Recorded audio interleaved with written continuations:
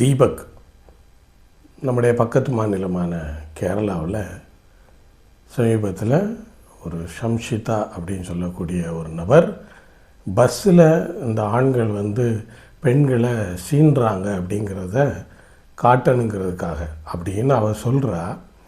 ஆனால் நிஜமாக இந்த சோஷியல் மீடியாவில் பேரும் புகழும் ரீச்சும் வரணுங்கிறதுக்காக இது மாதிரியான முட்டாள்தனமான காரியங்களை செய்யக்கூடிய பெண்களுக்கு ஒரு உதாரணமாக தான் இந்த ஷம்ஷிதா இருக்காங்க.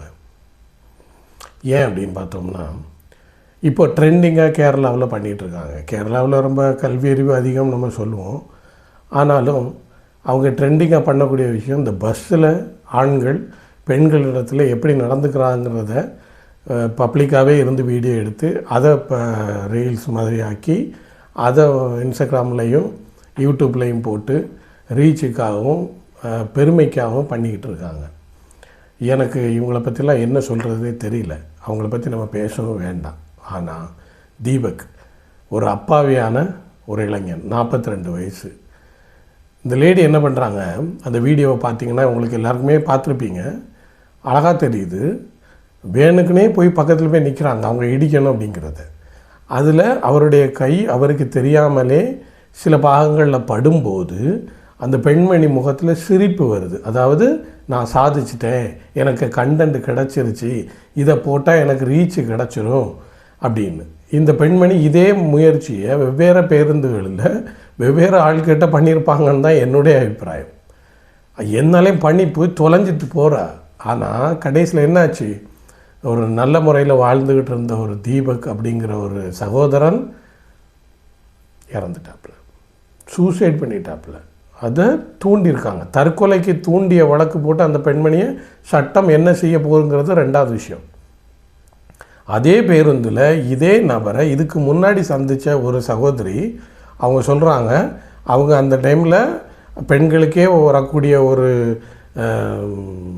சூழ்நிலையில் அந்த நபர் அவங்கக்கிட்ட ரொம்ப மரியாதையாகவும் ரொம்ப கனிவாகவும் ரொம்ப அன்பாகவும் நடந்து அந்த பேருந்திலிருந்து அவங்க இறங்குற வரைக்கும் ஒரு நல்ல சகோதரனாக ஒரு நல்ல தகப்பனாக நடந்துக்கிட்ட அந்த நபருக்குத்தான் இந்த ஷம்ஷிதான்னு சொல்லக்கூடியவ டார்கெட் பண்ணி திட்டமிட்டு போய் பக்கத்தில் நின்று அவங்க கைப்படுற மாதிரியெல்லாம் போஸ் கொடுத்து கடைசியில் அவன் நினச்ச மாதிரி கைப்பட்டதையும் வீடியோ எடுத்து அதையும் சிரிப்பாக அதையும் எடுத்து போட்டுட்டு வீடியோ போட்டான்.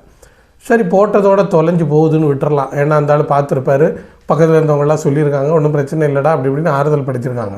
இப்போ அதுக்கு அடுத்த நாள் இது மாதிரி ஆண்களை என்ன செய்ய வேண்டும், பெரிய கருத்தியல் அப்படின்னு போட்டது தான் அந்த ஆள் ரொம்ப இன்னும் பண்ணியிருக்கணும். அப்போது திட்டமிட்டு செய்த ஒரு காரியத்தை மீண்டும் ஜட்ஜ்வை பண்ணி அவரை மன உளைச்சலுக்கு உண்டாக்கி தற்கொலைக்கு தூண்டி தற்கொலை செய்ய வச்சு அந்த குடும்பத்தையே ஆணி பேரையே அசைச்சு அழித்து போட்ட இந்த பெண்மணிக்கு இந்த சட்டம் என்ன பதில் சொல்ல போகுது?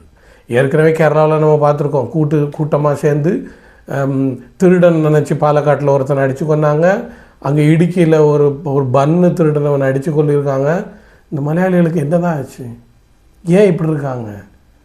இதுக்கெல்லாம் சட்டம் ஒன்றும் சொல்லாதா, இல்லை செய்யாதா? இது மாதிரி விஷயங்களை தடுக்காதா? ஏன் அடுத்தவங்க மனுஷங்க மேலே ஒரு கருணையும் அன்பும் வரமாட்டேங்குது? அவனும் மனுஷன் தானே, அவனுக்கும் பல விஷயங்கள் இருக்கும் தானே. இது எதுவுமே இல்லாமல் தன்னுடைய ரீச்சு, தன்னுடைய வியூஸு, தன்னுடைய பெருமை, தன்னுடைய வளர்ச்சி அப்படிங்கிற நோக்கத்தில் இப்படியெல்லாம் செய்துட்டு இருக்கவங்கள இந்த கேரளா கவர்மெண்ட் எப்படி இது எல்லாத்தையும் மாற்ற போகுது? மனுஷங்க எப்போ மாறுவாங்க? மாற்ற முடியுமா? இந்த வீடியோ பிடிச்சிருந்தால் லைக் பண்ணுங்கள், ஷேர் பண்ணுங்கள். அவங்க மாறுறதுக்காக பிரார்த்திக்கிறோம்.